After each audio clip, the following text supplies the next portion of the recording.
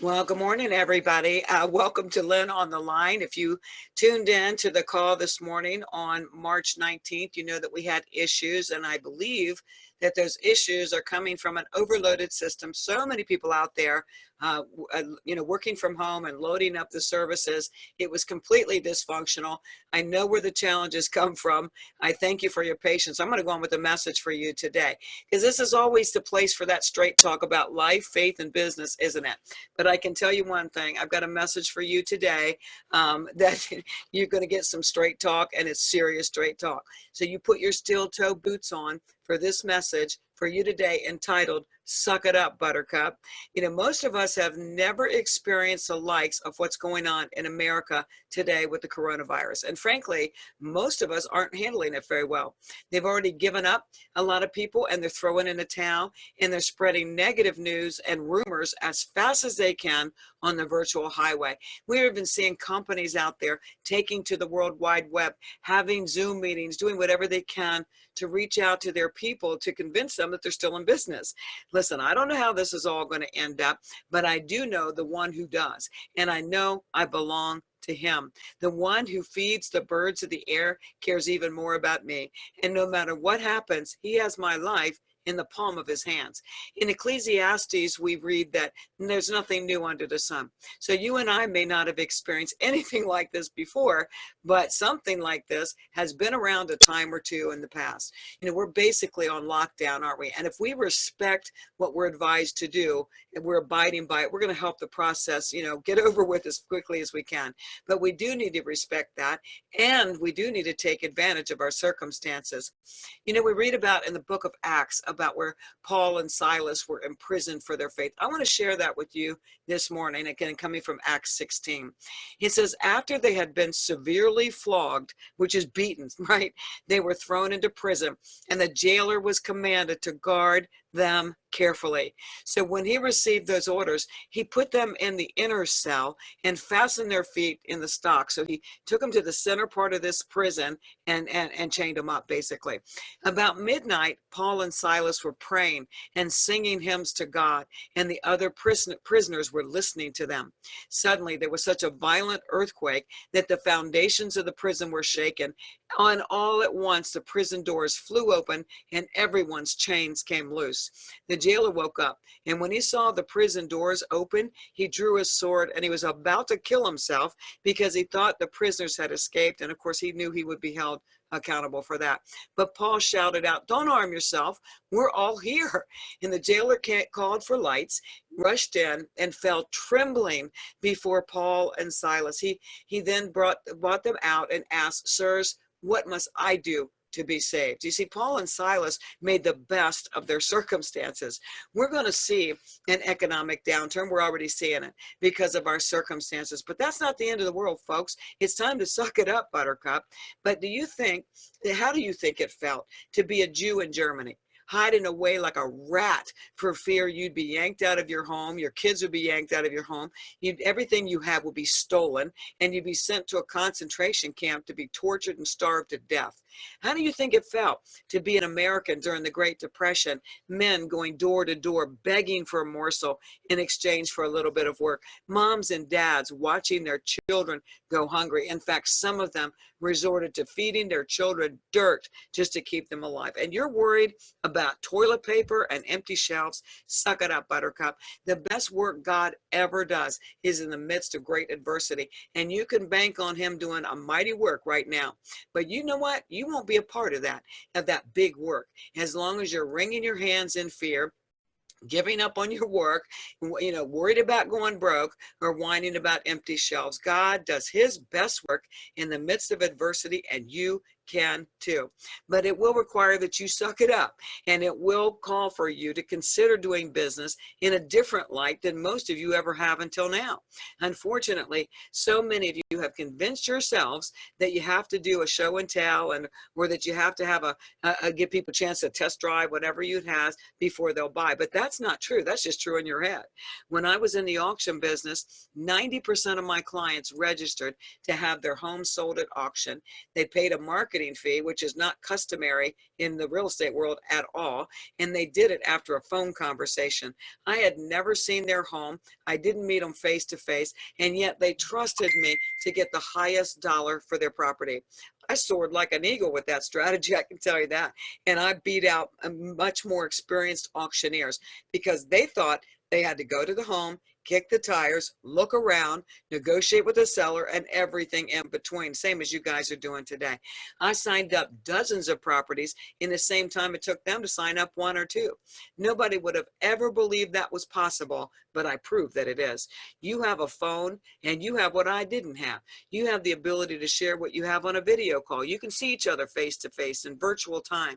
You know, when the real estate market was soaring, that unrealistic time, right? Unrealistic prices being paid for anything that resembled a house. It was ridiculous, and frankly, it was shameful. Do you have any idea how many people bought homes? I'm not talking investment properties. I'm talking about homes they were going to move their children into without ever even stepping foot inside. Do you have any idea? Thousands upon thousands of people. People react to market conditions. They did then, and they're going to do it now. But you're going to need to adapt to a way of sharing in these circumstances. You know, I listed a house for a friend back then. Now, she was nervous about the process. She wanted to work with someone she trusted, and so I stepped into that listing. But before I could even get a sign up, a lockbox on, or any pictures of the interior to put on the MLS, she had 48 offers sight unseen. People react to market conditions, but they can't if you refuse to share with them in a way that you've never shared before. You just think they need to touch it and feel it and test drive it and have something free for weeks before they'll buy, but it's simply not true. It's just true in your head. So suck it up, Buttercup. Market conditions may change the way you do business, but those same market conditions can create a frenzy that will lead to the business of the likes of something you've never seen before. But you have to learn to do business without maybe this live show and tell and test drives for now. So the question is, will you? Will you go into survivor mode and figure out a way that works in our current conditions? Or will you continue to whine and convince yourself that you can't sell what you have because you can't provide that test drive, show and tell, and all the stuff you're used to doing? You know, if I registered thousands of properties for auction, these weren't foreclosures or distress guys. These were people just like you. I signed them up without ever meeting them or seeing what they had to sell. Then surely we can do the same with whatever product we have to share. Our world is on lockdown. What a great time to be calling people. You know, Netflix has to get old after a while, and they just might welcome a call right now, a compassionate call. Surely you know how to explain what you have to somebody over the phone by now, right? If you don't, that's step one. Surely you can explain how and why they need what you have, right? Surely you can paint a picture of working from home by choice, to have a lifestyle that doesn't hinge on can you commute to your office or not, or whether or not you're going to get paid. So surely you can explain all those things with them. So why aren't you? Most people have access to the internet at home, and most of them might be ready to join in on an online meeting with you. Surely you can show them something online, a video, a demonstration, without being in the same room with them. If you're on lockdown, we need to suck it up, Buttercup. The answer, is for you to consider doing things in a different way to adapt to our circumstances, and not to stop working because it's challenging. Trust me, people do not have to see in person what you have, to be sold on what you have. They don't have to be there in person. They just have to be sold on it. I proved it. I've walked it. That's only true if you believe it's true. So I want you to consider this.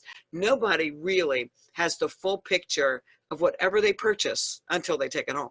You experience a home, you look at it, you buy it, you put a mortgage into it, probably, right? You imagine it and everything else, but you don't know what it feels like until you move in. The same is true for a car. The same is true for everything. People make a decision based on what they bought into. They haven't even experienced it yet. So no matter what you've been doing to show and tell and give away and whatever, nothing compares to any product you have until it's actually experienced in real time. We don't have to experience those things to, buy things. In other words, you don't have to experience that home to buy it. You don't move in until it's yours, right? So suck it up, Buttercup. When you're inclined to give up or to wonder what tomorrow brings, I want you to remember these things. God knows what's going on. He's not been taken by surprise. He didn't leave the throne and take a nap, forget to look out for us. He will never leave you, and he'll never forsake you. Think about what it must have been like to be those Jews in Germany hiding away like rats. Think about what it was like for Paul and Silas to be in prison for their beliefs, locked away like animals, and yet they sang and they prayed, and souls were won over because of how they handled their circumstances, not despite them. Think about what it was like during the Great Depression, going door to door for a morsel of food. And after you've considered those things, you'll realize that even though our circumstances are crazy right now, we're still living like kings compared to the ones who have walked before us. So suck it up, Buttercup. It's not time to quit. It's time to roll up your sleeves and get to work in a different way. And you know what? You might just learn to like it. Do whatever you need to do to focus on the positives and not the negatives. God is working on overdrive. You can bank on that. The question is, are you working on overdrive, or are you just locked in and worried? Share what you have with the world, from your faith to your business to your product. Pick up the phone. It still works, right? Walk out your faith with joy and peace, and be sure you share your faith and the source of your peace, especially at such a time as this. Listen, guys, life is what we make it, and you can take advantage of a bad situation. You can take advantage of circumstances, but what I'm seeing is a whole lot of excuses and a whole lot of fear going on, and there's no time for that for such a time as this. So that's it for me, guys. As you listen to this call, just understand the power of this call. You can change your life. And that's why we had technological difficulties before I could speak a word. So be blessed, guys. I'll see you next week on Len on the Line. Take care. Bye-bye.